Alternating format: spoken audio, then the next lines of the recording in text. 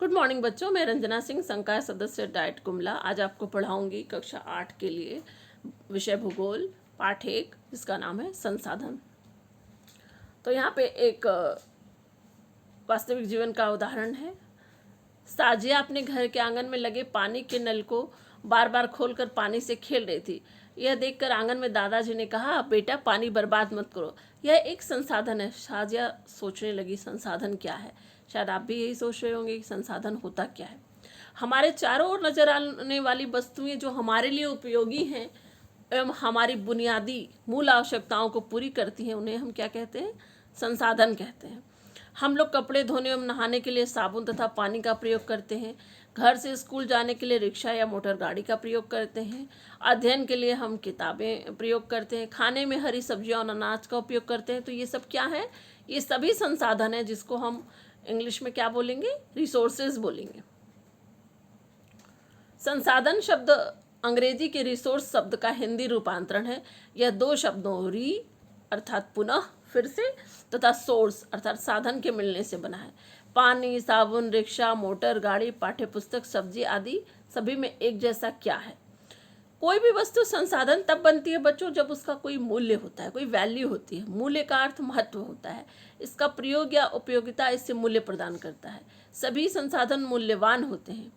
संसाधनों के आर्थिक मूल्यों में अंतर होता है। जैसे धातुओं का आर्थिक मूल्य होता है, जबकि एक मनोरम भूदृश्य का आर्थिक मूल्य नहीं होता है। ये दोनों संसाधन महत्वपूर्ण है और मनुष्य की आवश्यकताओं को पूरा करते हैं। कुछ संसाधन समय के साथ आर्थिक रूप से मूल्यवान हो सकते हैं। दादी माँ के घरेलू नुस्खों का आज कोई वाणिज्यिक मूल्य भले नहीं है, लेकिन यदि वे पेटेंट, विचार या आविष्कार पर एकमात्र अधिकार पेटेंट करने के पश्चात मेडिकल फॉर्म द्वारा बेचे जाते हैं, तब वे आर्थिक रूप से मूल्यवान हो जाते हैं। तो जानने योग्य बातें। पेटेंट का मतलब किसी विचार अथवा आविष्कार पर व्यक्ति विशेष या संस्था का अधिकार हो जाना। तो जब किसी विशेष संस्था का अधिकार हो जाता है, वो उनके कब्जे में हो जाती है, तो वो पेटेंट कहलाती है। तो जब पेटेंट किसी चीज़ का हो जाता है, किसी व्यक्ति को दे दिया जाता है, तो उसका मूल्य बढ़ जाता है। क्रियाकलाप। अपने घर या स्कूल में उपयोग की जाने वाले 10 संसाधनों की सूची बनाइए। तो बच्चों, आप कौन कौन सी चीज़ें यूज़ करते हैं या क्या क्या करते हैं, उसकी आप एक सूची बना सकते हैं, जिसमें कि 10 संसाधनों का आपको नाम लिखना होगा। क्या आप संसाधनों को प्राकृतिक उपहार समझते हैं? यदि हाँ, तो ऐसा नहीं है। संसाधन मानवीय क्रियाओं का परिणाम है। मनुष्य प्रकृति द्वारा दी गई चीज़ों को संसाधन में परिवर्तित करता है, जो समय और प्रौद्योगिकी पर निर्भर करता है। वह प्रौद्योगिकी मतलब टेक्नोलॉजी। जैसे वर्तमान में टेक्नोलॉजी की सहायता से सौर ऊर्जा का उपयोग विद्युत उत्पादन के साथ साथ अन्य कई कार्यों में किया जाता है। तो बच्चों, आपने अपने विद्यालय में देखा होगा अगर ध्यान से, तो जहाँ पे आपका हैंडपंप है, उसके ऊपर एक ग्रे कलर की प्लेट्स लगी हुई हैं, और आपने देखा होगा तो वो चमकती हैं धूप में। तो वो सोलर प्लेट्स हैं। उसमें दिन में सूर्य की एनर्जी उसमें एब्जॉर्ब हो जाती है।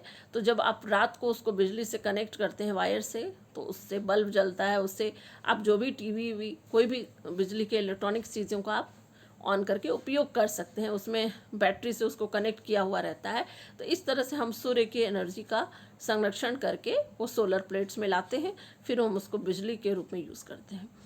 तो ये एक है, ये भी एक संसाधन हुआ, और उसका उपयोग अन्य चीज़ों में किया जाता है। जबकि प्राचीन काल में इसका उपयोग कपड़ा या अनाज सुखाने में किया जाता था। मनुष्य के पहले उतना जब टेक्नोलॉजी आगे नहीं थी, तो लोगों को तो इतना ज़्यादा पता नहीं था कि उससे सौर प्लेट्स बना के बिजली भी बना सकते हैं। तो पहले ज़माने में लोग सूर्य की धूप में क्या करते थे? कपड़ा सुखाते थे, अनाज सुखाते थे। लेकिन जब मनुष्य के विचार, ज्ञान, खोज और संसाधनों की रचना करते हैं, प्रत्येक खोज या आविष्कार के कुछ न कुछ आविष्कार होते हैं। इस प्रकार मनुष्य स्वयं ही सबसे महत्वपूर्ण संसाधन है। इस प्रकार संसाधन प्राकृतिक एवं मानव निर्मित दो प्रकार के होते हैं। तो संसाधन के प्रकार कितने हैं बच्चों? सामान्यतः संसाधन 3 प्रकार के होते हैं। पहला होता है प्राकृतिक संसाधन, जो हमें प्रकृति से प्राप्त होता है। दूसरा है मानव निर्मित संसाधन, और तीसरा है मानव संसाधन। मानव संसाधन जो स्वयं मनुष्य है। तो कुछ जानने योग्य बातें हैं। किसी कौशल को करने या वस्तु बनाने में जो नया नवीनतम ज्ञान का अनुप्रयोग किया जाता है, वो क्या कहलाता है? प्रौद्योगिकी कहलाता है। प्रौद्योगिकी को इंग्लिश में टेक्नोलॉजी बोलते हैं। अब संसाधन के प्रकार में आप देखेंगे कि प्राकृतिक संसाधन कौन से हैं, उत्पत्ति के आधार पर, विकास और उपयोग के आधार पर, और उपयोग के आधार पर। तो मानव निर्मित संसाधन कौन से हुए, अजैव संसाधन, जैव संसाधन, वास्तविक संसाधन और संभाव्य संसाधन, और उपयोग के आधार पे नवीकरणीय, अनवीकरणीय, जिनको हम फिर से बना सकते हैं वो नवीकरणीय है, जिनको हम नहीं बना सकते वो अनवीकरणीय। सर्वव्यापक संसाधन, स्थानिक संसाधन वितरण के आधार पे, और मानव संसाधन में स्वयं मनुष्य है। वैसे संसाधन जो प्रकृति से प्राप्त होते हैं और बिना अधिक संशोधन के उपयोग में लाए जा सकते हैं वो प्राकृतिक संसाधन कहलाते हैं। जैसे यहाँ आप चित्र में देख रहे हैं पनबिजली संयंत्र, नदियों और झीलों का जल, मृदा, खनिज, वन और वायु से सभी प्राकृतिक संसाधन हैं। इन सब संसाधनों में बहुत से प्रकृति के संसाधन सीधे उपयोग में लाए जा सकते हैं। कुछ प्राकृतिक संसाधनों का अच्छी तरह उपयोग करने के लिए औजारों और टेक्नोलॉजी की आवश्यकता हो सकती है। प्राकृतिक संसाधनों को उनके विकास एवं प्रयोग के स्तर पर उद्गम, भंडार एवं वितरण के अनुसार विभिन्न समूहों में बांटा जा सकता है। जैसे ये कोयला खदान का चित्र है, आप जानते होंगे इसके बारे में। विकास और उपयोग के आधार पर वास्तविक संसाधन, संभाव्य संसाधन। वास्तविक संसाधन वे संसाधन होते हैं जिनकी मात्रा ज्ञात होती है, जिनका उपयोग वर्तमान समय में किया जा रहा है। पश्चिम एशिया में खनिज तेल, महाराष्ट्र में दक्कन पठार की काली मिट्टी, झारखंड में कोयला, बॉक्साइट, सभी क्या हैं, वास्तविक संसाधन हैं जिनके बारे में इनकी एग्जैक्ट मात्रा पता है। क्रियाकलाप चिन्हित करें, वाणिज्यिक मूल्य नहीं है, कृषि भूमि, लोकगीत, दादी माँ की कहानी, पापा मम्मी का प्यार, कोयला, सोना, चिकित्सा ज्ञान, बुद्धि। तो आप इसमें से बताना है कि किनका पैसा मिलता है, किनका वाणिज्यिक मूल्य और किनका नहीं है, वो आप 2 लिस्ट बना के रखेंगे। और कुछ जानने योग्य बातें हैं। संसाधन का भंडार, उपयोग के लिए उपलब्ध संसाधन की मात्रा को उसका भंडार कहते हैं। अब संभाव्य संसाधन, वैसे संसाधन संभाव्य साधन होते हैं जिनकी मात्रा ज्ञात नहीं है, जिनका उपयोग वर्तमान समय में नहीं किया जा रहा लेकिन भविष्य में किया जा सकता है। वर्तमान में टेक्नोलॉजी का स्तर संभवतः इन संसाधनों को आसानी से प्रयोग करने के लिए पर्याप्त रूप से उन्नत नहीं है। जैसे लद्दाख में पाया गया यूरेनियम एवं केरल के तटीय रेत में पाया जाने वाला मोनाजाइट संभाव्य साधन का उदाहरण है। इसको भविष्य में 200 वर्ष बाद उपयोग किया जा सकता है।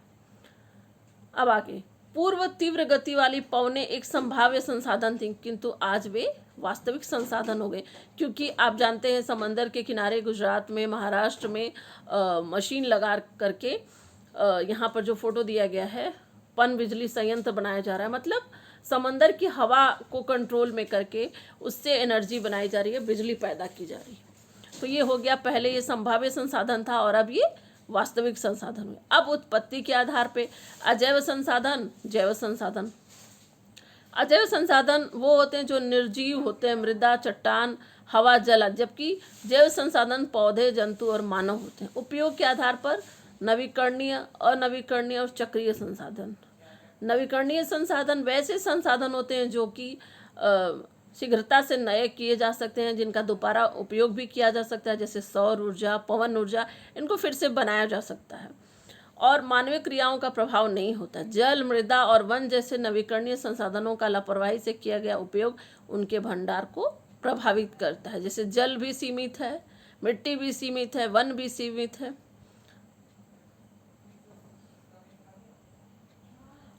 जल असीमित नवीकरणीय संसाधन प्रतीत होता है, लगता है ऐसा, पर ऐसा है नहीं। फिर भी जल की कमी और प्राकृतिक जल स्रोतों का सूखना आज विश्व की बहुत से भागों में एक बड़ी समस्या है। जल दिखता ज़्यादा है लेकिन जल भी हमारे लिए कभी समस्या खड़ी कर सकता है। क्या आप मानव निर्मित 6 संसाधनों के नाम बता सकते हैं? पंचक्की एक उदाहरण है।